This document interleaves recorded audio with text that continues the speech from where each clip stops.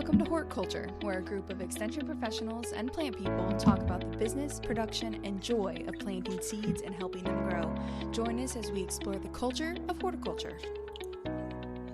Hello, friends. How's everybody feeling today? Hello. It feels like it's still summer in Kentucky. I know we start out with the weather here lately, it seems like, but it's been hot. It's muggy, summer's here, and it's staying for a while. Miserable outside, but that's okay. We're gonna get through it. That's the positivity we're bringing today. We're just getting through stuff. But I have a fun question for you. I thought of, and we're gonna start with our guest that we have on today, Eston. So, Eston, my fun question is: if you were to have any unusual pet, I'm not gonna say exotic. I'm gonna say unusual, but you can go that way if you want to. Unusual what would pet. You have? Unusual pet. Oh wow! You know what? It would have to be a lion. Ooh, going strong right out of the gate. I like that. Not messing around. And let me share this with you because being that you might not believe in zodiac signs, but I'm a Leo, and my birthday is coming up this month, the 21st of August. So August babies. What better animal or pet to have would be a lion? But now we'll have to declaw him and maybe do some other adjustments. Some safety precautions. Now you're gonna have to feed that lion. Non-aggressive. The dad part of my brain says money to feed him. That's what we're going with this. Yeah. Unusual pets that you can care for. Oh yeah. Perfect. Well, I'll have I like to go it. with the lion. Yes. We like Good it. question. All right. Jessica. Love it. I have a long list. One I always said as a child was I would always want an elephant, but in reality, something that my husband would probably leave me for, a toxic trait of mine, would be probably a raccoon. That would be something easily to get. Dang. Why does everyone on social media wants a raccoon? A new Jimothy? You're the next Jimothy. Something about them, right? They look so cute, but they're also so violent. Yes, Mom. We got a lot of beef with raccoons. Is that why you like me, Jessica? Is that why we're friends? So cute, but so violent. Right, exactly. Approachable, but yet prickly. Yes, there you go. Perfect. All right, Ray, what's your unusual animal? Well, since raccoon was taken up, I was thinking a binturong, a bear cat. It is a real creature called a bear cat. It's a binturong, but it's a nickname my dad gave me, and I thought it was always made up. And I looked it up one day, and I was like, oh, it's a real thing. My dad is so smart. Is a real thing, and so my son's nickname is also Bearcat. So that must be our family spirit animal. I mean, just like me, it can't make up its mind what it wants to be. So a Bearcat, a binturong. Pretty sure they're supposed to smell like popcorn. I'm not making this up. So do you smell like popcorn? We're going to be fact checked in the comments. Fact check. Does it smell like popcorn whether or not you're having a stroke when you smell it? Or true, yes. Right. Is it just your brain firing off, or does it really? Yeah. These are things we need to know. Blood pressure went up now. Yeah, I'm smelling popcorn. Yeah. So a binturong. What's your unusual animal? Well, so we have a pet snake. Oh wow! Our house. I don't. It's more belongs to my wife. And I have, most people won't know this. I have a passion for falconry. It sort of like makes me unique. Oh no, wait, that's you, Alexis.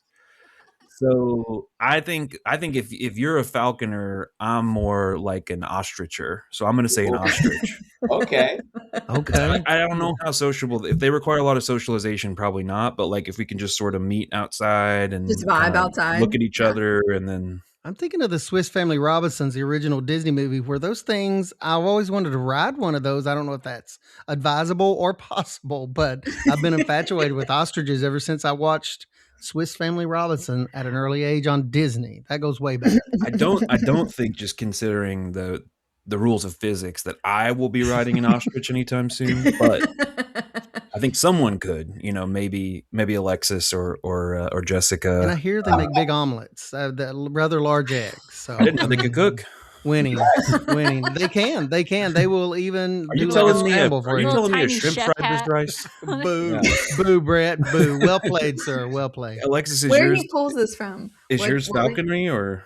Well, I actually didn't consider that unusual, but me either. Yeah, it is totally my lifelong normal. passion is not unusual, but yes, no, I would say besides that, I would love to have a little. This is gonna sound kind of weird, but I'm a little obsessed with them. Jessica knows pet jumping spiders, the little cute fluffy ones. Little Lucas. Cute. You want a little Lucas? Yes, they're so cute. We can make that happen. Yeah, it feels the most feasible of all the ones that were listed. I know, but I said unusual, not exotic, because how many people do you know with pet jumping spiders? Oh yeah, no, it wasn't a judgment. I just mean like if this, I don't know how deep your desire runs. Guess what you're getting for your birthday? My husband will lose his mind. When we went to doesn't like spiders. When we went to the reptile show in Louisville to get Annie's snake, there was a woman there with a jumping spider on her shoulder, and apparently the female jumping spiders are considerably more independent and sort of finicky, and the male jumping spiders are more like loyal and kind of will hang around.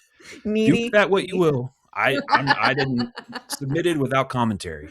Okay, but that was not a leading comment or anything. If you're looking for one that's going to hang around for a while, see if you can get a boy jumping spider. Yeah, Lucas. Noted. All right. Noted. Well, as you all heard, we have a guest on today. I'm very excited to welcome Eston. So, Eston, tell us about yourself. Who are you? What you do? Oh, great. So, once again, my name is Eston Williams. I serve as right now the Navigator Project Specialist with the Southern Risk Management Education Center at the University of Arkansas. A little bit of background for myself. Grew up in Tennessee, the western part of the state, right outside of Memphis, a little small town called Somerville. My grandfather truck cropped. We still now own, we used to run a cow-calf operation. We now run standardbred horses. We have about 60 horses that we go to shows, compete, things of that nature. So my high school days, got involved a lot with agriculture because we grew up kind of on a farm, but I got involved with FFA, did a lot of livestock judging, land judging, soil judging, you name it. Went on to college, Tennessee State University, and major in plant science, had a minor in animal science, and became the president of the agronomy club there. And after graduation, went on to work for, at the time, I'm dating myself now, the agency called Soil Conservation Service, which got started in 1937 by Hugh Hemmett Bennett. And then later on, some years later, we switched names to Natural Resources Conservation Service. So did about 32 years of that agency. And then in my latter part of my career, I served as the, we had a thing called, we ran a national scholars program. I became a USDA liaison. I was housed at Tennessee State University, where I brought in kids and linked them with careers and opportunities across the country with USDA. So getting close to about 42 years of USDA work. And now thought I would retire, but as a good friend of mine, Ron Rainey, said, Eston, your work is not done, man. We could use you with the Southern Risk Management Education Center. You got a wealth of knowledge. I said, you think so, Ron? He said, man, I know so. He said, just give me some time, and like to have you on board with us, and like you to serve in that space with us, covering Kentucky, North Carolina, and Tennessee. And so here I am. Yes. And I love the fact you referenced truck crops, because I also grew up with truck crops in the eastern part of Kentucky. That's back when, Eston, you may remember when everybody that you took green beans to bought a bushel. They didn't want a pound. That's right. They wanted a bushel. So That's right. Yeah. Good times. We sold green beans. We sold okra, black-eyed peas, purple whole peas, you name it, squash, you name it. That's good stuff. Yeah, all that good stuff. Yeah. Real good stuff. Good times. All right, so somebody is going to have to make sure we're all clear on what a truck crop is now, because we've got listeners from everywhere. Well, that's easy. Eston, you give us your definitions. I've got a real straightforward one. Yeah, well, mine was basically we just took it from the farm and we put it on the back of the truck and went to the community and there you go. Came out and wanted it, and they bought it from us right off the truck. Yeah. Did you have regular customers that like repeat year after year on your route, didn't you? Yeah. Oh, yeah. And we even have some in the community that would just ride over to the house sometime when we would come around, and they'll just buy stuff right off the farm. They're from us, When it's sweet corn season. Oh, yeah. Yes. Oh, yeah. They'll come to you. Yeah. Sweet potatoes. We had it all, Yeah. Yes. Yeah. It's good. So, yeah, you've been involved in all aspects of agriculture, it sounds like. I mean, no wonder you're good at your job. I was going to say that's a great background. Sometimes when we think of agriculture, we think of these, you ask people to visualize that, or when I'm talking to students or just people in general, they usually visualize these large monocultures like corn, soybeans, but you just mentioned more kind of not niche crops, but smaller crops sometimes for smaller farmers. Has that kind of helped you or guided you to where you are today? Some of those experiences with your truck crops? Most definitely.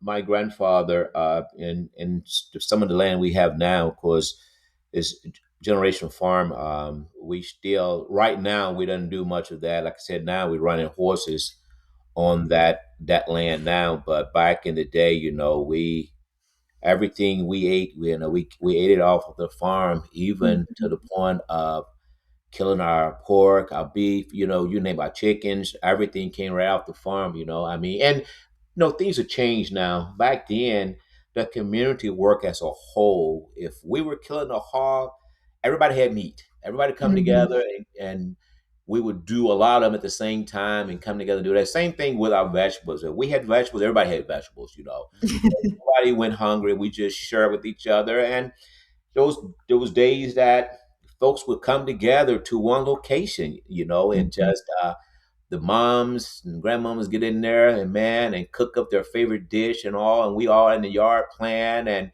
all of a sudden it's time to come in and eat, and you had everything from black eyed peas to sweet corn to squash to okra, you name everything you think of in the garden, that was grown in the garden was on that table, so You're talking about good times, and I know when you killed those hogs and scalded them, got them all cleaned up, you had tenderloin that night, I bet, didn't you? Oh, you better know it. You better know it. You better know it. Yeah. Good stuff. I always waited on that. But the craziest thing now, I don't eat pork any longer.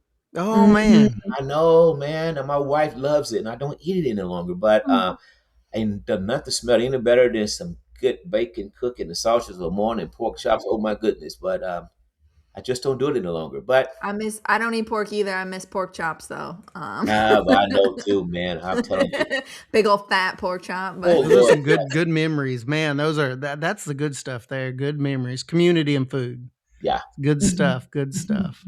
I'm always interested when we talk to someone like yourself, especially with all of your experiences, but kind of what makes your position that you're in now and some of the positions you've worked with in the past, kind of what makes the risk management with the clientele you kind of target now? Is it a little bit different than, maybe some other risk management? I mean, what sets aside a navigator? Yeah. So here's the thing. When I was working for USDA, I didn't look at the risk management part as much because, RMA, Risk Management Agency, covered that. And we were more of a technical agency, putting in structures, NRCS control, soil erosion, enhance water quality, and working with those landowners, farmers, and ranchers just make sure they be more productive in what they were doing. But now that I'm in the space I'm in now, I question myself sometimes, Eston, how did you not engage in the risk part? Now we engage in the part from a technical standpoint, like if we build a levee or a terrace or diversion, will the rain come through and wash it out, or will our water semi-control basin just blow out because of so much rain hit the area and a concentrated flow hit it so quick to blow out? But looking at a different risk management type thing that we're doing now is more so like being insured, and now I'm wondering, all those folks I work with, those landowners, farmers, normally they were on a larger scale than what we're doing now with the specialty crops, things of that nature. But there's always a risk factor there. But most of those folks were pretty much insured, whether it be with your Farm Bureau, your farm, just any of those other agencies out there that was providers. But now with these specialty crops, we more so homing in on a little bit more smaller acreage, if you will. And I'm finding and learning that it's just more important for them to have coverage as it is for those larger folks too. Because some of them, although they're part-time farmer, but at the same time, they have a lot of invested into that as well. When we talk about what you have to take to the farmer's market, imagine if you have a drought or disease or something to just wipe you out. Hey, that's a lot of money that you're missing out on, Yeah, absolutely. And so this thing we talked about, like the whole farm unit, we always include now. So knowing that, hey, it's more important now, I think, to some of these growers to have that, because it seems to me that everything now is just cost, cost, cost. And what it takes to get people back to where they can be productive again to make a living for themselves, seem to me is a little bit more expensive now as it been back in the olden days. So it's important that we educate them on it, and then not if it happens, is when it happens. Because we're talking about the climate now. Mm-hmm. Some may be facing floods right now because of the rain we get. Some facing drought because they're not getting enough rain. So it seems like now things are more prevalent now than they've been in the past, because these weather patterns we have now, man, you can't put your finger on it, because one day it's 100 degrees, the next day there's flooding over here and there, and it's just all across the board. So if anyone ever need coverage as relates to getting crop insurance of that nature, I think now is the time you want to do it. And we're seeing our numbers ticking up more, so when people are grabbing holds of those coverage now, for the mere fact that these weather patterns that we have. And I think too, we're bringing it more to them now, and we're meeting where they are and letting them know of the risk factors that's out there if you're not having those coverage too and everything. So I hope that answered your question there. Yeah, I mean, I think back when we had the truck crops, on the farm growing up, we had tobacco and cattle, and then we did the other more horticulture related crops on the side. Never thought about insurance for any of that. And I look back and think, what could have happened. And some years it did happen because, we managed risk to a point with just diversity, small farm diversity. We had a lot of different crops. But as I'm talking to producers now, it seems like the conversation always steers to one thing. It's or kind of gets around to a major point, and I'm beginning to appreciate that more and more, is the differences in risk management when we're talking about one commodity crop risk management, let's say corn, versus whole farm risk management. Have you had much experience in that area and how that's changed over time and how you deal with that? It's a whole farm risk management versus individual crop. There's micro farm as well. Yes, that's it, Alexis. That's what I was thinking of, the that program. Farm. Yeah, and you touched on it. One of the things that we're doing now when we're talking to these growers is, and a lot of them, we talk, of course, with the micro farms. We let them know that it's just as important for them to have what they need to be covered as it is for others too. So mind you that I came on board back in December and hit the ground running, and didn't realize so many growers are in this space that we're talking about now, and it's more so now that I'm learning more and more about it every day. But microfarm is huge, but what we try to educate people on now is more so the whole farm deal too. Gotcha. With our training we just had, we're always trying to talk to them about doing that. And then, we either put them in different categories. We looked at things like whole farming, enterprise, basic, and optional, those type things that we have that we offer these folks and everything.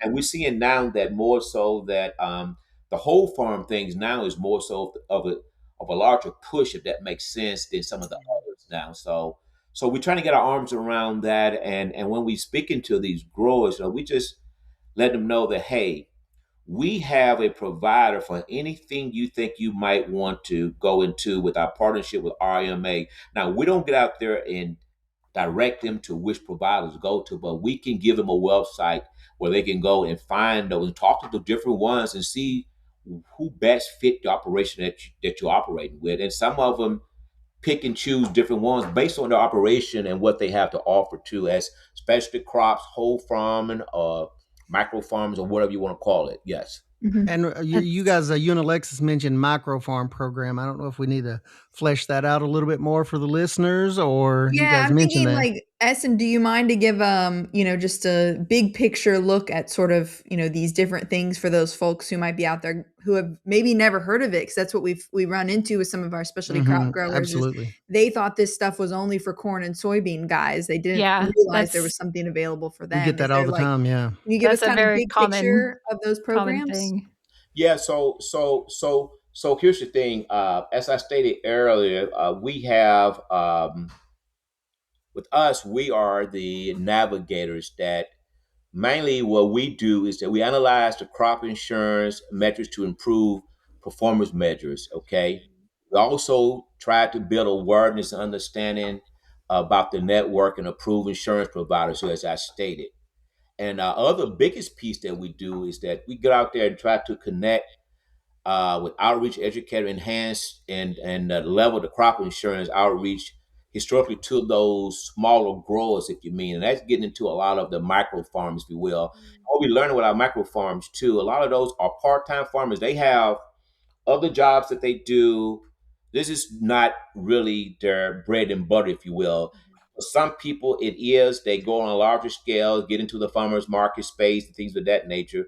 But for a lot of them, they're in that little community that folks will come to them, and they have this deal set up that we can provide you fresh fruits and vegetables, things of that nature, and try to make a living from that versus hopeful. But when we talking to people about being insured, we have subject matter experts, if that makes sense. A lot of time is you guys, extension, that can go out there and evaluate their farm, look at all the natural resource concerns and everything they're trying to do. And then they can, from there, turn them on to us, and then we can line them up with some of those providers that can help them get insurance on based on what they're doing. And we try to tell them too that you want to look at all things, because a lot of folks, a lot of those growers are not aware of which category they should be in. And that's where some of our other folks with the team with ACTAB, some of the others come in that space, and they talk to them even everything from bookkeeping to record. I mean, you name it. And we do a lot of formulas that they have, they can share with them how they can see what their profit margin would be and all those good things too. So we have some about experts to help them along those lines. So for us, we're just an outreach component of this Southern Richmond Education Center, just enough to let them know there is help out there for you. And then we also let them know too, with those micro farmers, a lot of those costs, those premium costs, can be subsidized as well. And that's why a lot of love to hear that they get that break where others do not get that break. So it's important to them to know and understand what category they fit in, because it does save them money by knowing, by being micro farmers versus these large farmers. And we talk about the whole farm things too. But we also encourage them, hey, we like to do the whole farm thing too, because it might consist of a whole lot of other things too. But we do know, and with what we're dealing with now, are more of our smaller growers. They may be veterans. They may be, in different categories. I don't want to label them as such, but some of them, they recognize what category that they fit in and where the needs might fall as well. Mm-hmm. And a lot of the time it's based on income, right? It's definitely based on income. Yeah. That's what I was curious about, of like, I know you said there's other people that help figure out what category they should be in, but the micro farm, if somebody was just, starting to get interested in that, would it be like based on your acreage, right? Because somebody who's just like has a backyard, because you can produce a lot and be like that, neighborhood hub for produce, they fall under the micro farm, or like, is it versus acreage, or and don't quote me on this. I think the margin is that if they can stay under that, I want to say that making, I think 350, I think, is micro farm now. Yeah, it's something like that. I was thinking about another one too. I have this booklet. I'm still. There is one that's like 100, maybe. Yeah, that's what I was thinking about. Yeah, so if they can stay within that range there, then they can be considered micro farms, things of that nature. Yeah. Mm-hmm. And this covers, like, again, going back to who is covered. I think, a lot of people might know, oh, well, veg is covered, but, flowers are also a crop that can be covered. We work with a lot of flower growers in Kentucky, and they range from kind of that micro program on up to some of these bigger ones. But, there are nursery crops and different things that can be included under these whole farm protection. We're doing research, and those of our listeners who heard Brett and I's sort of talking about grants and what we are up to, we actually have a Southern Extension risk management grant looking at risk management for specifically looking for cut flower growers. So that's a space that is needed. A lot of those growers are really new to agriculture in general. They're doing great work, but they, number one, are not keeping the right reports, to your point of, teaching people like what they actually need to keep track of and report to, FSA, but also, what they're eligible for. And so we're doing, some work on educating our growers, but also technical advisors around the state on this, and also flipping it towards the folks who are doing some of this insuring of what do you need from our growers, and how can this make your life easier? Because when we do have growers that are like, okay, I've got my ducks in a row, I'm going to go find, someone to give me this insurance, the underwriters aren't comfortable enough to give them that. They don't have enough data. So looking at price information. And so we've been doing some surveys on that. So that kind of all ties into trying to just gather more. There's just not enough out there. That, we run into that a lot in horticulture, seems like just overall. Yeah. Yeah. And I don't know how often y'all utilize RMA. They do have those subject matter experts in their shop that can help you out with that, and that's why they're one of our largest partners that we have. We I think you mentioned something about, is that grant you're talking about is from RMA, right? It's through Arkansas. It's okay. Through Arkansas. Oh, okay. And there again, when you look at our cards and things, they're on our card right beside us. We look at them like our sister and brother, if that makes sense to you. Yeah, partners. We're not anything without them. And even whenever we meet, they're always in those spaces. But one thing I was going to make mention at this meeting we had in Pensacola, Florida, and kudos to Kentucky, John was there from University of Kentucky. John Shepard. Jonathan Shepard. Jonathan Shepard. And one of the questions I posed when we were doing presentation, I said, I have a unique situation in Kentucky. And I think I made a mention to you, Alexa, when we was out there. I visit Kentucky State, where I went to a shrimp symposium, aquaculture. So my question was, I never heard of any providers. I never heard of them doing aquaculture. And so the room went quiet when I mentioned that the other day. And I said, being down in Kentucky, I said, I need to know what is that we can offer these growers that are growing shrimp, tilapia, or whatever you may have, because they're growers too. Although it's not plant, but they're growers, Producers, right. Yeah, and they need to be covered too, because, hey, there's risk there like it is with growing crops. So I put Hunter on the spot. And so Hunter is doing some research right now for me. He said, Eston, man, you got me on them. He said, man, I never had anybody approach me. I said, hey, it's real, because in Kentucky, they have a shrimp farm. There's people doing do everything, with the food chain, with hydroponics, you name it, they're doing it. And there's risks there. So how do we address those? So I said, Hunter, I'm looking for you to get back with me with an answer. That makes sense, because I will. Was this the guy we sat through? He was with FSA, and you asked him this question. You were like, do you have anything for aquaculture folks yet? And he was like, we're working on it. And I remember you kind of like stumped him a little bit, but it's good to know that feedback is being received. Oh yeah. Well, because when I go back to Kentucky with Kentucky State, and may very well blend over and in your area too, people gonna want to know, hey, because they put a lot of money. Me being at that shrimp symposium, I saw a lot of folks investing a lot of money in those projects, and they need to make sure that there's something out there for them too that maybe can be subsidized too. Because when we talk about whole farm plan or micro farm too, I think that could fit right into the category.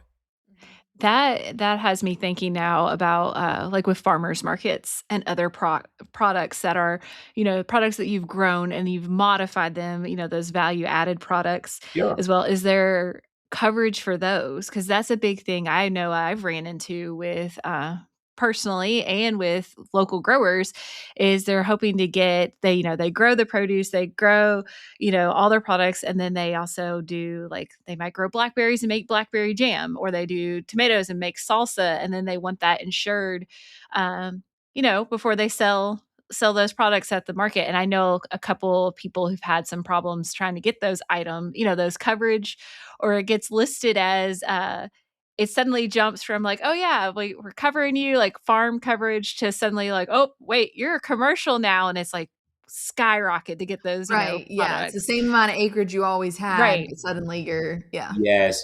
One of the discussion we had out there, and I know we got a lot of listeners out there, but what we have learned was turned over and discovered that it really sat my heart to hear that some of the providers out there, if you're not on a certain scale, they will not fool with you.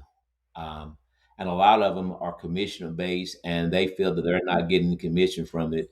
They'll tell you that they don't do this and that and other. I wish we knew better than that, because they need to and they should.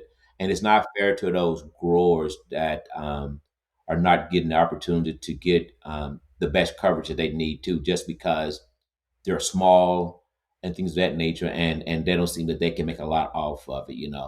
So it set my heart to hear that someone came from the floor and said that they had providers out there were doing things like that. If it wasn't nothing for them to, if you mean fat in their pocket with, that they didn't have time to even write you or even have a discussion with you about coverage.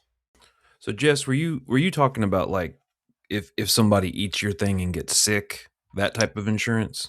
Yeah, I think so. Like with that, and just getting some insurance for those value added products. Cause Yeah. I've had a couple farmers market vendors before who've, or if somebody, I don't know, they drop the jar, on the ground when they leave the farmer's market, and they maybe chips on the inside, or, you have some, might not have necessarily been you who dropped it, but your farm has some protection from, Yeah, those that's one of kind of those things I things. think where we do ourselves a disservice by calling it all insurance, because it's kind of like they're different stuff. And so, a big part of what we're trying to focus on is more like the crop insurance along the lines of what they have for corn or soybean farms, where it's like your field gets flooded and your stuff is all killed. Do you have a way to recover some of the costs in that? And then mixing that with I think it's another point of confusion too, with the product liability insurance, or the Right. That's, farm liability Sure. insurance. And Sure.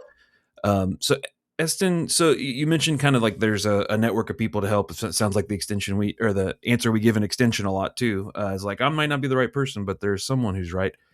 So can you give us like a sort of an example or a hypothetical example of, like, somebody comes and talks to you. How are you typically going to interact with them? What are you typically going to share with them? Who else might they get referred to or chat with? Yeah, thank you for the question. So basically, it really matters if what region that they're in, because we are region driven. And just let me just tell you, our region that we cover is I can't remember all of them, but I have a card in front of me. We have Alabama, Arkansas, Georgia, Florida, Kentucky, Louisiana, Mississippi, North Carolina, Oklahoma, South Carolina, Tennessee, Texas, and Virginia. So my go-to is always, if there's something I cannot answer, we have a website with those subject matter experts, because as a navigator, I'm not the subject matter expert on everything, but I do the outreach component to direct them. If it makes sense, I'm directing traffic. I send them to the source where I know they can get an answer from it. And we have a website that you can call in on, and it all fails. RMA is there with their paid subject matter experts too, that can dig into the weeds of things and make sure they get a definitive answer for whatever the question might have. You get down to nuts and bolts. Like a prime example for things like I mentioned earlier that they Ag FTAP program too. Most y'all probably heard of that, right? And have you? If you're not, so they deal with different things like the farm taxes, the financial part, you know, talking about your 1099 reporting requirement, Schedule F, and loan services. They deal with all that type stuff. So it all depends on what question one may have, who we would direct them to. And ACFTAP is part of our structure too with Southern Risk Management Education Center. So we have folks covering all areas if that makes sense to you. And so we can get you an answer and we can direct you to a subject matter expert that can give you everything that you pretty much need with those questions to make you be, I mean, just to get you what you need. Because I tell people all the time, you don't know what you don't know. And Yeah. I'm not going to sit here and try to tell you I know it all, but I can direct you to those people that can dig in the weeds with you and get you what you really need. Because we come when you talk about this special crop and micro farming, whole farming, you know, you get all walks of life, come from all parts of the world with different concerns and needs and questions, and there's not a cookie cutter out there for you. You know, you have to talk to those folks dealing with your issue and your concern that you're having, because yours might not be what I have, Brad, and so therefore. So it goes something like this. You talk to me, I try to figure out what is that you need, what operation you're running, and then I'll direct you to that subject matter expert that can go a little bit more in depth with your operation that you can learn from. It's like plant diagnostics. Yeah. You never know. Yeah. I'm looking at this AgFTAP website.org. It's the Agriculture, Finance, Tax, and Asset Protection Education Program, seeking to enhance farmer and rancher ability to understand and navigate farm business, tax, and asset protection. So that's pretty cool. Yeah, yeah. And we have that, and there's another whole set of team out there that that's all they do is that, you know, and they can set you down. Even if you want to go into estate planning, heirs property, they can get into all that stuff with you. And that's another acronym I've got to write down now. I know that we have a lot of people that they struggle, especially with the federal level acronyms. My goodness, it's almost like alphabet soup, but it's necessary. But yeah, I'm learning things and trying to jot down notes as I go. So I totally get it when a new producer comes and says, "Oh, where do we get started?" And I start throwing acronyms at them, Oh and man, I'm like, USDA, we were the world worst. You know, we get in our space with our colleagues and we start throwing out things, and then people that never heard of around us, they look at us like, what? What did that mean? And we thinking everybody should know, but we catch ourselves now. We try to spell things out, and just like Brett just told you, what AGFTAP stands for, Agriculture, Finance, Tax, and Access Protection, program. So we get into all of that all the time. I mean, you'll be amazed some of the things you think it may mean this, but it means something totally different from what we were thinking about. Yeah. well, along those same lines, I'm curious. Like, let's say you run onto a new, as Jessica said, like a BlackBerry producer, and they have not the first clue of navigating. So they've approached a navigator. They've not the first clue. Like, what's your typical first steps when you're working with a brand new producer with no background in any kind of risk management? Is there sort of a knowledge tree that you sort of plug them into? How do you approach them? Yeah, well, with me, I like to know about what size operation that they have. What are you expecting to get out of your operation? And I always just get a good feel for. I want to know the area that you're in because that means something to a navigator too. You know, based on because it could be that you're trying to grow a crop that is not suitable for the area that you're in. Now, a lot Gotcha. of time we don't get into the real we never want to I never want to destroy a customer saying, oh man, you might as well quit this because you fighting the uphill battle and it'll never I'm going to work. go into kiwi farming in Yeah, Kentucky. right, right, Yeah. right. So I try to fill them out just to see what the operation is like. And from my background as a conservationist, a lot of those things I know just from my experience too that I can talk to them a little bit more in depth. Because let's be mindful, a lot of our navigators didn't come from the farm background. We got some of them that came from business, entrepreneurs.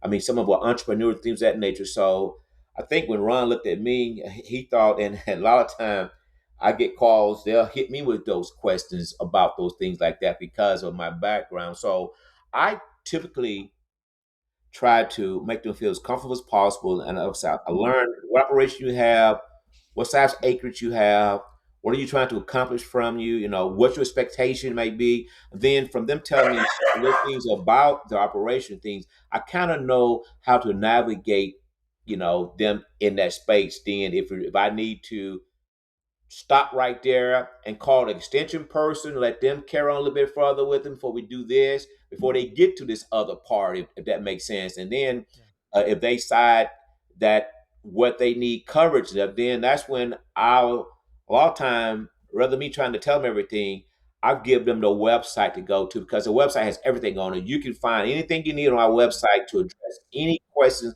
concern you have. And those something about the experts are right there, and they're ready to answer those questions for you. So that's how I navigate through that. Yes. It almost sounds like at a point you mentioned a chicken and egg thing. At some points they may have jumped ahead without even, being nailed down to specific crops. I mean, where out in the process do you recommend for producers to address, risk management situations? Is it early on or later on after they've established what they're going to grow? Where does that fall? Well, we're lucky enough here in Tennessee to have a small farm academy.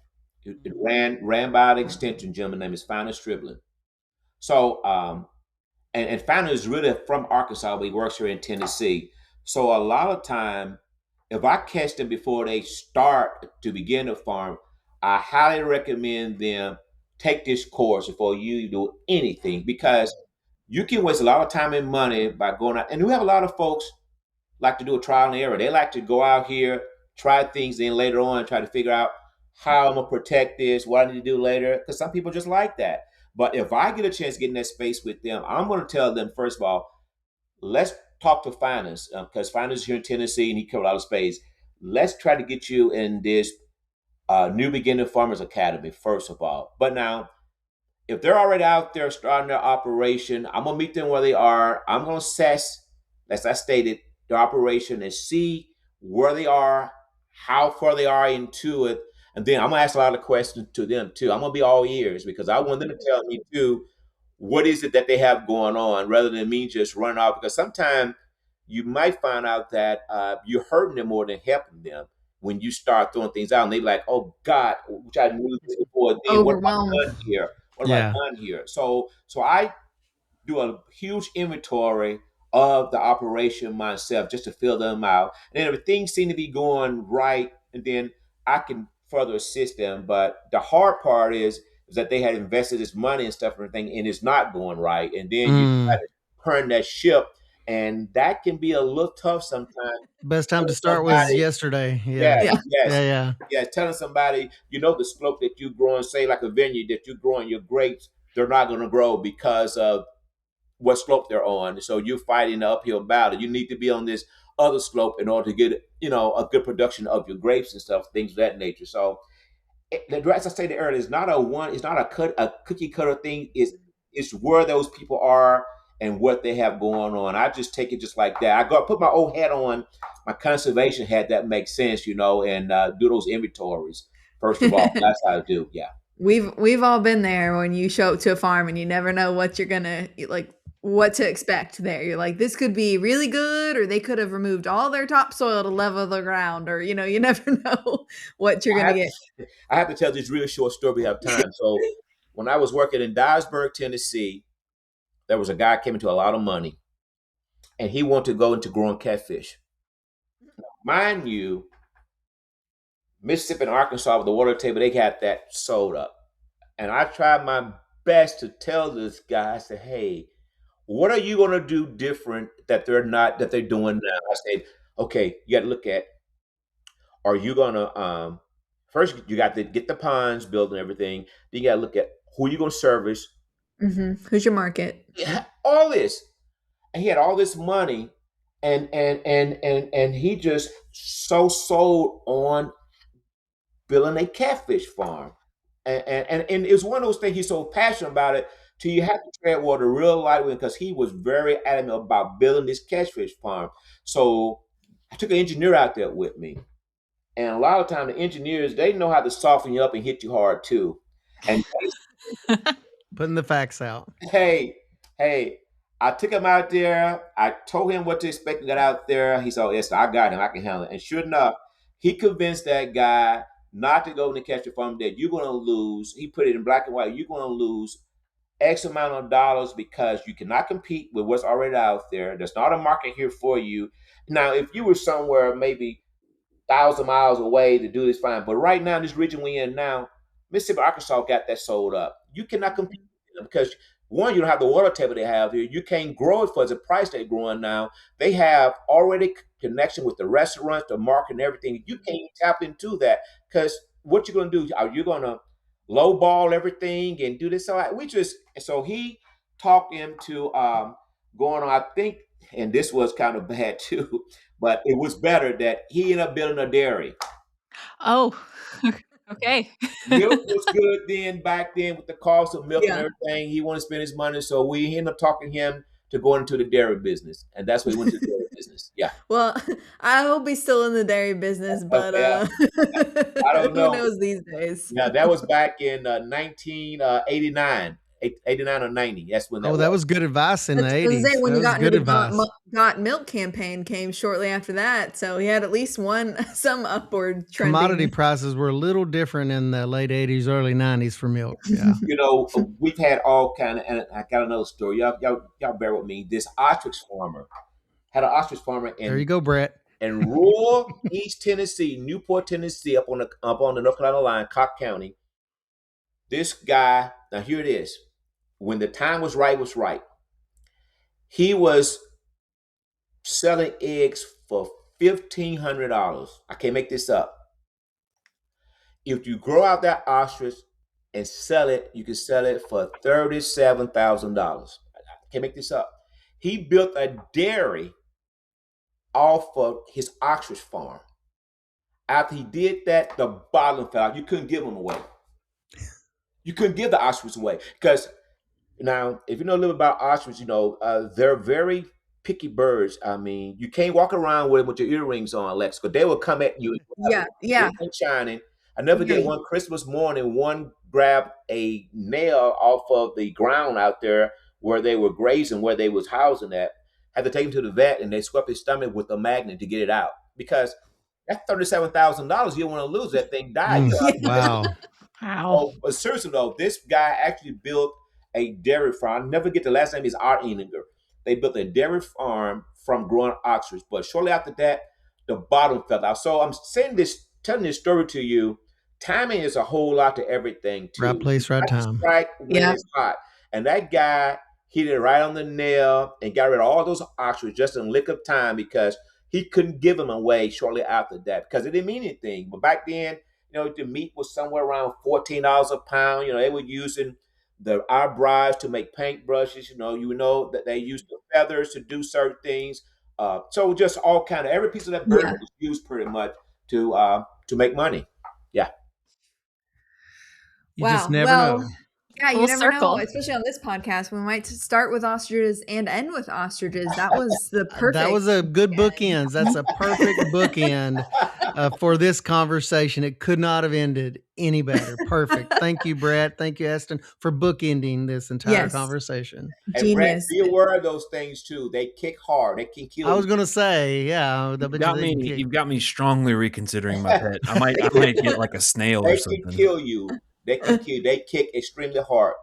Brett's reconsidering his ostrich. I think I'm gonna keep a snail and keep it a long way so I can see it coming from a long way off.